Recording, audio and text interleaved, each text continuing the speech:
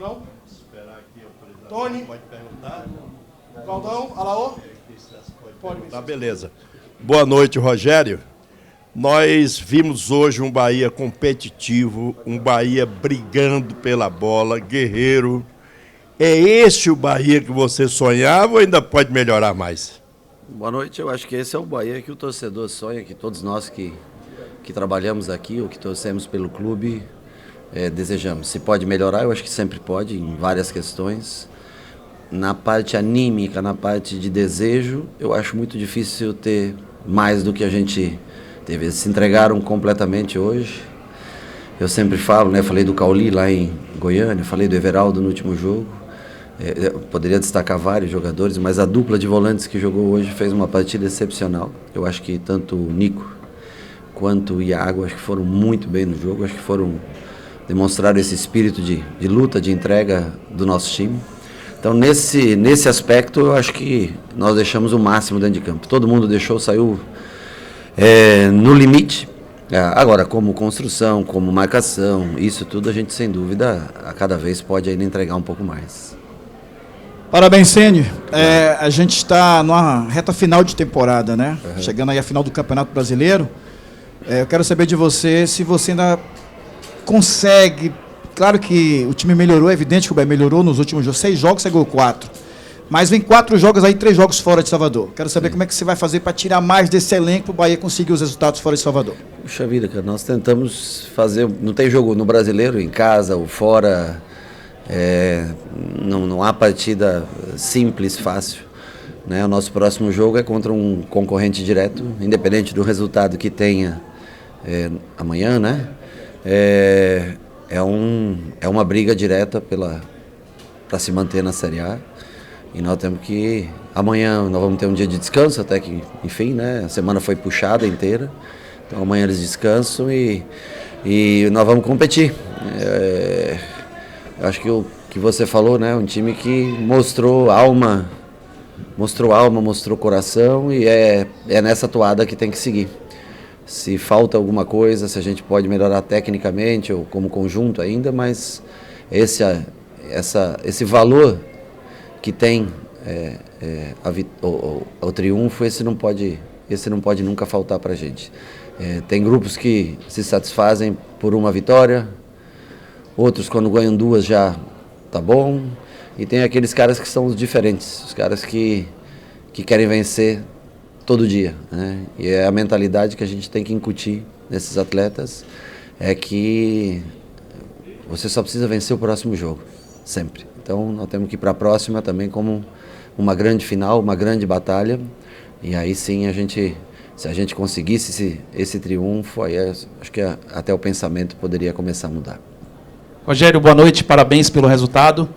Hoje, mais um jogo sem sofrer gols. Sim. E durante a partida, o time teve aquela maturidade que você citou depois do jogo contra o Inter para controlar o jogo e chegar ao segundo gol no fim. Queria que você falasse sobre isso e também sobre o fato da bola parada ter sido positiva hoje, né, com o gol do Canu.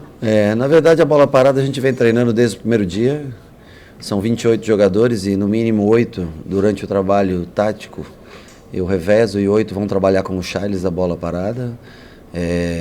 Nós já desde muitos anos atrás a gente sempre consultou especialistas de bola parada, e é uma das coisas que a gente quer usufruir do Grupo City, que tem um especialista em bola parada, para que a gente evolua cada vez mais. Mas vale destacar a batida do Biel, a velocidade da bola, a trajetória da bola, e aí o Canu subiu praticamente sozinho no 3º andar. Não era um dos times mais altos hoje, lembrando que o Resende fora deixa o time um pouco mais baixo, mas a qualidade da batida faz a diferença, e que seja o primeiro gol, né, de muitos, porque o Bahia não é um time que tem como costume fazer muitos gols de escanteio, né, de bola cruzada na área, que a gente possa evoluir nesse quesito, continuar não sofrendo gols e tentar, hora ou outra, fazer nossos golzinhos de bola parada. Mas é um investimento que a longo prazo você tem que pensar sempre na montagem de um elenco, de ter no mínimo 5 jogadores de pote alto e que tem um bom jogo aéreo, porque os jogos se decidem muitas vezes, a gente cansa de ver jogos sendo decididos em bola parada.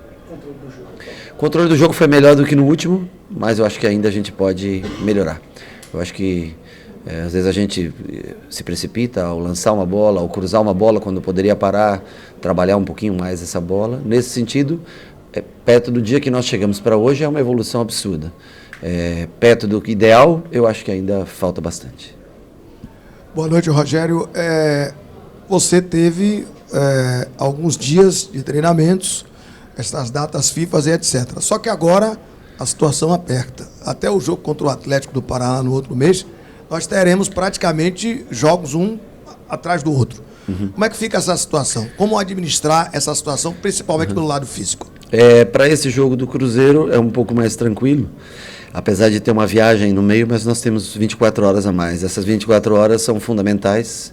Esse domingo, né, que nós temos para descansar e voltar a trabalhar na segunda-feira, eu acho que a gente consegue. Parece que é pouco tempo, mas para um atleta é uma infinidade, essas 24 horas a mais em parte de recuperação, preparação, fortalecimento para o próximo jogo. Os que pesam muito é quando tem jogo de 3 em 3 dias e com viagem no meio. Esses são os mais difíceis de se fazer, principalmente quando você está numa posição geográfica que é desfavorável em relação aos times de São Paulo, Rio de Janeiro, onde tem, né, voos mais curtos. Então, para isso é muito desfavorável. O caso do Fortaleza hoje jogou no Rio, teve que viajar, vir para cá jogar. Isso é desfavorável. Para nós, menos mal o fato de ter jogado aqui os 2 jogos, mesmo com espaçamento curto, mas isso tem um valor muito grande na parte física, de recuperação. Se destacar também todos do seu treinamento que são preocupados com esse reforço muscular, com esse treinamento preventivo de lesão, porque é um time que se machuca muito pouco. Então, assim, está sendo intensificado muito isso e é de se destacar o valor que isso tem. E agora, para esse jogo do Cruzeiro, nós temos a tempo hábil. Para o jogo do Palmeiras, aí são 2 viagens, né? Uma viagem para Minas, uma viagem para São Paulo. Nós devemos fazer já direto nessa, não voltar para Salvador. Tentar usufruir o tempo para descansar e o melhor a se fazer. Eu sei que todo mundo gosta de estar perto da família e tudo, mas nós temos que abrir mão disso para não voltar para cá e continuar descansando, treinando nos períodos da tarde, deixar eles descansarem um pouco mais. Descanso e alimentação às vezes são mais importantes do que um treinamento quando o jogo se faz de 3 em 3 dias.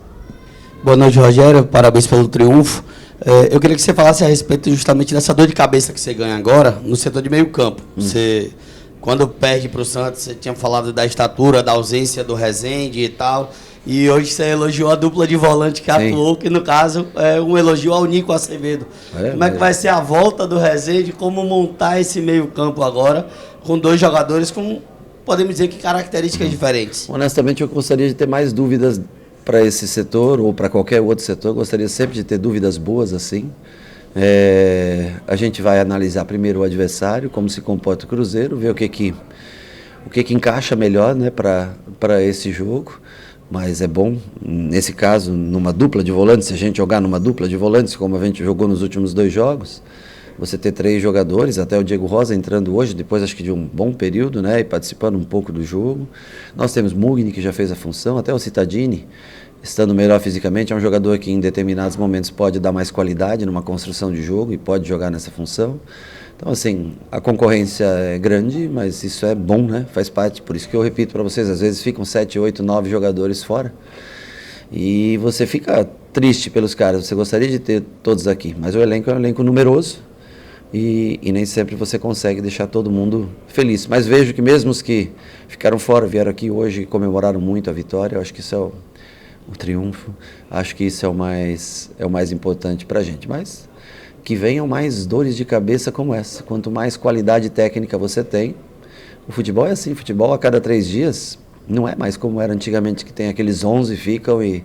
Não, hoje eu sabia que Tassiano não aguentaria até o fim, hoje eu sabia achei que Iago não aguentaria até o fim, tinha certeza que Everaldo cansaria, Cauli cansaria, e tinha certeza que o Biel também cansaria.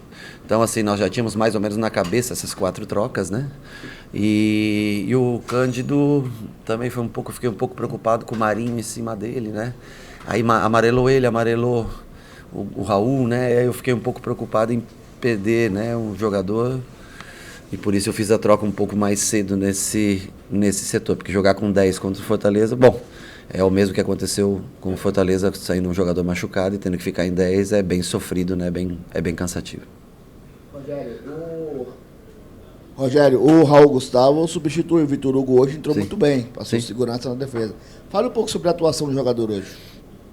O Raul tem características diferentes do Vitor Hugo. Os dois são bons jogadores de jogo aéreo, talvez uma ligeira vantagem para o Vitor Hugo no jogo aéreo.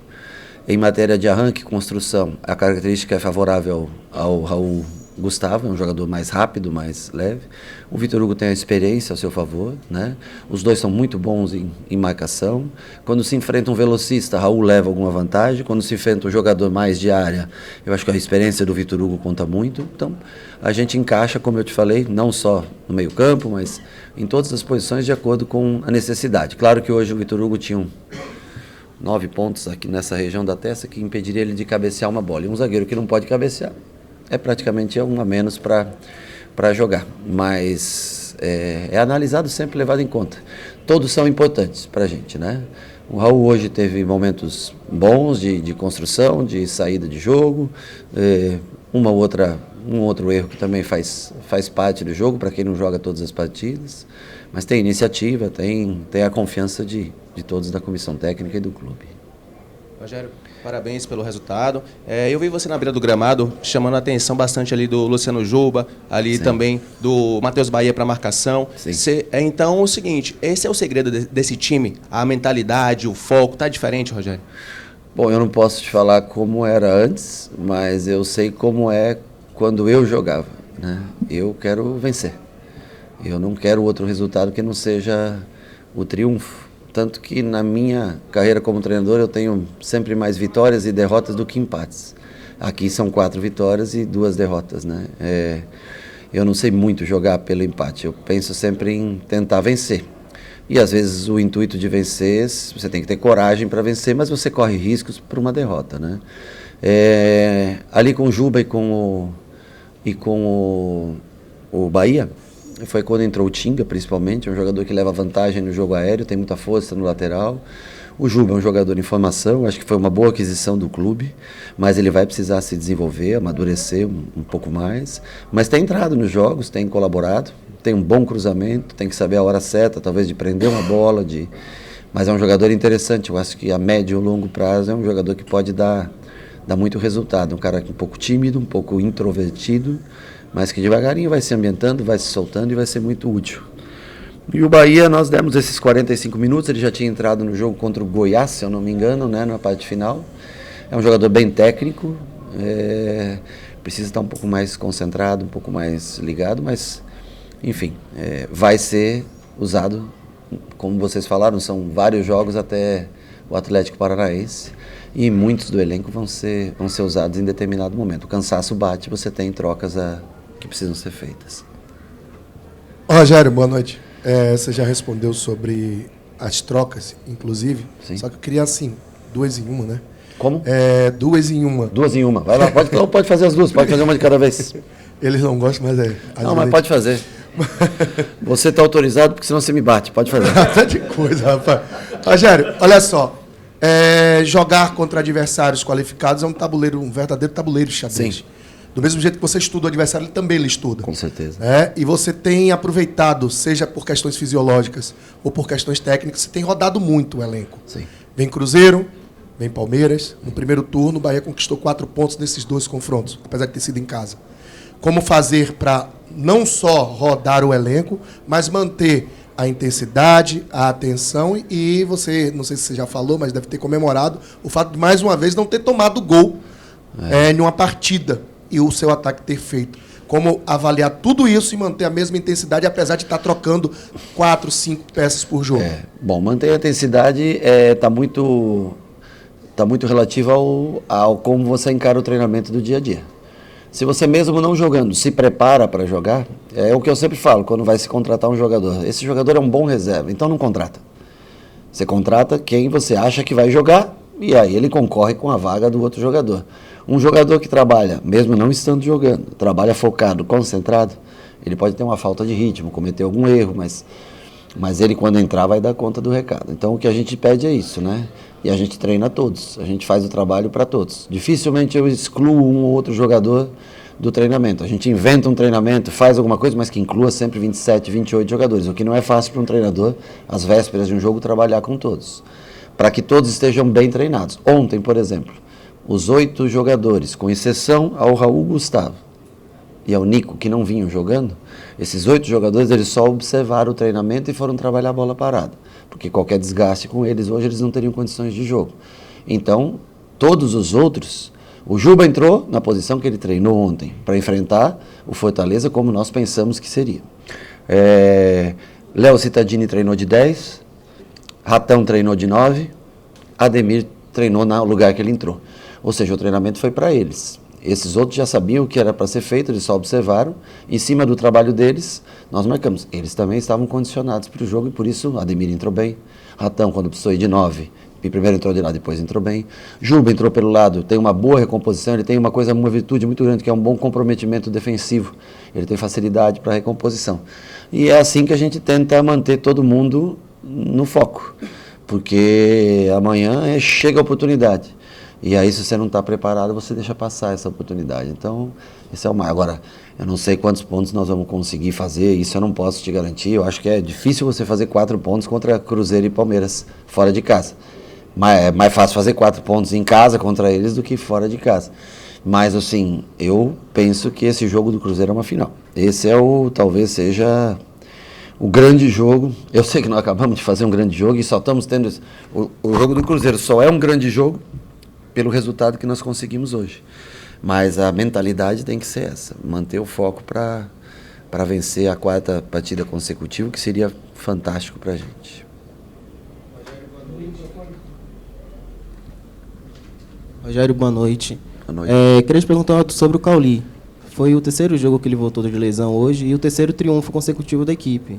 O quão o retorno do Cauli influenciou a equipe a conquistar esses 3 resultados e o quanto ele está te ajudando a conseguir esse bom trabalho no Bahia? Olha, eu posso te dizer que ele é diferente. Ele é um jogador diferente. Tecnicamente, ele pensa coisas que não são todos os jogadores que têm essa capacidade. Eu lembro quando eu falava do Ganso, que jogava comigo. Quando eu era goleiro, eu jogava bem com os pés, né? E eu pensava sempre, quando me atrasava uma bola, eu pensava no mínimo em 2 jogadas, na primeira e no próximo passe. O Cauli pensa em 4. Então ele é um jogador diferente. O Arrascaeta pensa em 4. O Veiga pensa em 4. Então esses caras, o Ganso pensa em 2, 3, 4, 5 jogadas à frente. Ele é um cara que tem essa facilidade. Além do que acelera muito bem em condução à bola nos contra-ataques. Apesar de não ser um jogador com a principal característica de velocidade, mas a condução com a bola próximo do corpo e um parceiro como o Biel, como o Ademir do lado para distribuir jogo. Então ele é uma peça fundamental. Isso é inegável. Qualquer treinador que não falasse isso estaria mentindo. Claro que ajuda. Mas ele depende muito também da parceria com todos os outros jogadores. Everaldo foi fundamental, jogou todos esses jogos também.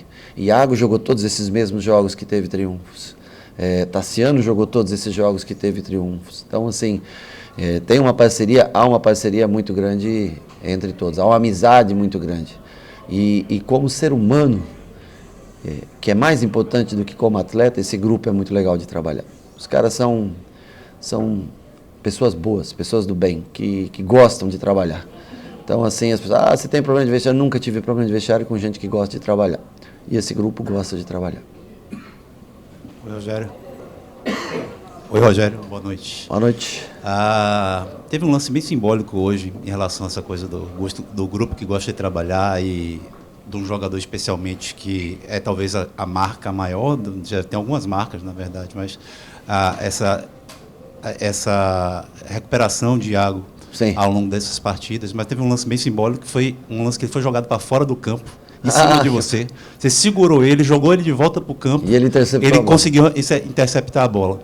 E eu queria que você falasse da recuperação desse atleta e como ele vem sendo importante. A gente assiste o jogo de longe, pelo menos eu assisto o jogo de longe, mas eu vejo muita comunicação, sobretudo para a parte dele.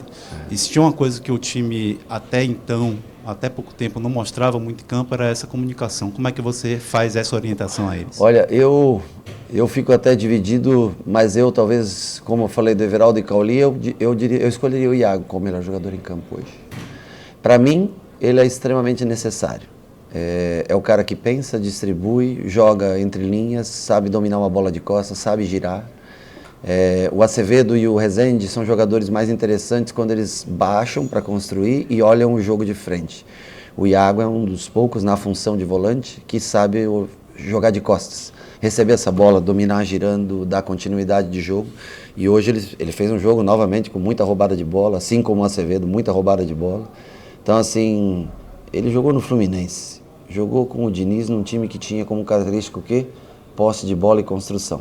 Então ele é um jogador muito útil para mim. Eu já tinha tentado levar ele em outros lugares que eu trabalhei, por ver nele, assim como em tantos outros jogadores que eu gosto aí no futebol brasileiro, com características de construção. Então o jogo, ele é um homem que dá muito equilíbrio entre a ligação do meio da defesa para o ataque. É um jogador que circula bem, se posiciona muito bem pelo centro do campo, é o jogador que mais recebe bolas pelo centro do campo para início de jogada. Eu não desperdiçaria ele, tendo ele no time, não faria jogos sem ele. E se tivesse outros jogadores de característica parecida com ele, logicamente ele também seria trocado muitas vezes. Hoje ele conseguiu fazer tão bem, e eu achei que ele não aguentaria o jogo, mas ele foi para a função do Cauli, que cansou um pouco. Naquele momento, eu acho que ele tinha mais potencial defensivo ali como 10, jogou o Diego Rosa e Acevedo lado a lado, né? E aí ele faz essa função de 10, lógico que ele não é o Cauli, pelo amor de Deus, para fazer a função de 10, mas como entrega de marcação, ele consegue produzir ainda mesmo cansado um pouquinho mais, porque o Cauli também quando cansa é mais difícil para ele. Mas um jogador para mim, no meu modelo de jogo, essencial, fundamental. E a comunicação? Eu acho que ainda é um time muito tímido, mas eu vejo o Canu se soltando um pouco mais, Iago falando um pouco mais no vestiário, hoje Bahia falou um pouco mais no vestiário, Cauli é calado.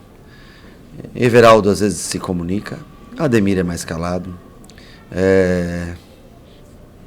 Camilo Cândido é calado, mas é característica como ser humano, mas eu acho que todos eles estão muito envolvidos no processo, mas o Iago tem bastante voz ativa e eu acho que às vezes não é só através da voz, das atitudes também, eu acho que se ganha muita liderança.